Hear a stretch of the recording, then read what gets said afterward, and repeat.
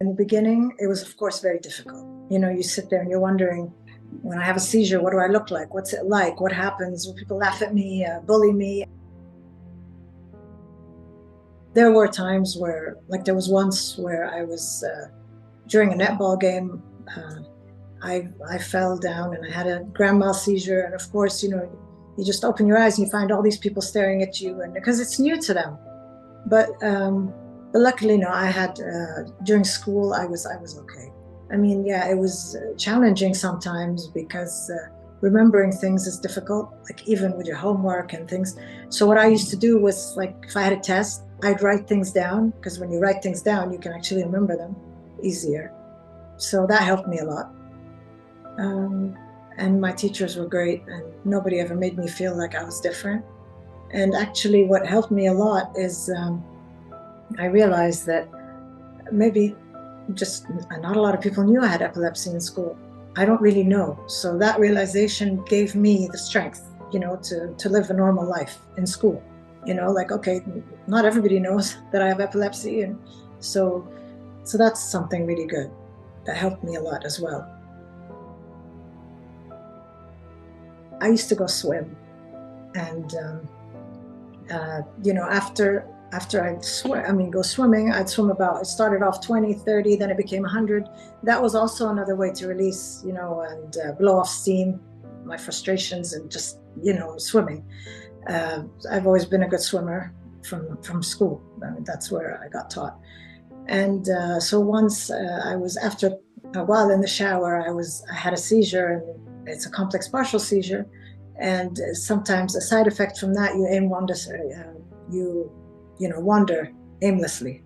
So that was very humiliating to find myself, between all these people in the changing room, and just wandering aimlessly. It's very humiliating.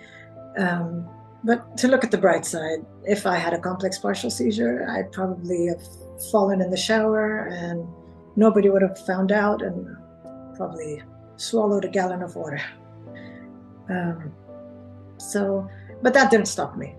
That humiliating, it was actually very humiliating, but that didn't stop me. I went back. It's just, I didn't stop showering at the gym.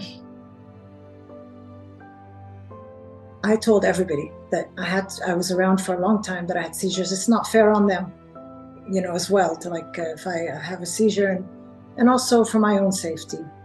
And actually, sometimes I try to make a joke out of it to make the person feel like it's no big deal. So I'd say to them, something, I'd probably ask you to say something nice, but it's just temporary. Don't flatter yourself, it's just temporary. So just, make it seem like it's no big deal, even though it is. But I mean, you want people to not feel like, just terrified of it.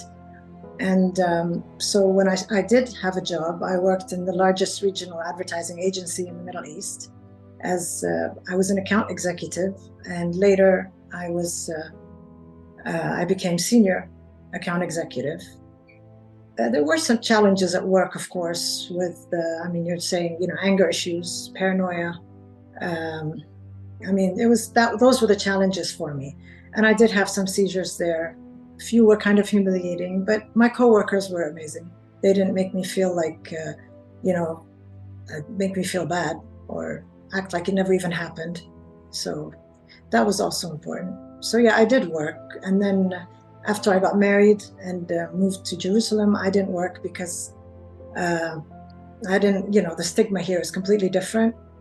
And I wanted to stay away from the workplace. People can think you're, mental illness, which is fine. Again, a mental illness is not something, it's also a disorder. But when you have a neurological disorder, it's not mental illness. Another thing is people don't want, family might not want to tell people you have epilepsy because of many things. They think it's hereditary, and epilepsy isn't hereditary. But they worry that, okay, if somebody knows that one child has it, it means the other one has it too, for example. And that's not the case with epilepsy, but people don't know that. Also, it's a shameful thing. They feel like it's a shameful thing. And believe it or not, some people think that you're actually, being possessed by jinn. So, and I've had that happen to me. So yeah, that's why, that's the stigma. It's all hush hush, and when it shouldn't be. It's just a disorder. The Arabic term for epilepsy is Sar'a, and Sar'a in Arabic means crazy. So for people who aren't aware of this disorder, and they're just not aware, it does not necessarily mean they're ignorant. They don't know, and they hear, oh, this person has, disorder, crazy. So apparently, I mean, they're going to think you're crazy just from the word. So that doesn't help, and that is part of the reason why people hide it, and the stigma, and. There is life on the other side of epilepsy. Do not let this disorder, rob you of your childhood. Just move forward with life, and find your power from within. And for parents and sisters, brothers, husbands, wives, and the community, show people that it's okay, help them, support them, and just don't make them feel different. That's something very important for me. Nobody ever made me feel different. I was normal, and for mothers and fathers, again, sisters, brothers, husband, who are the main circle, your love will help them survive. It's that simple.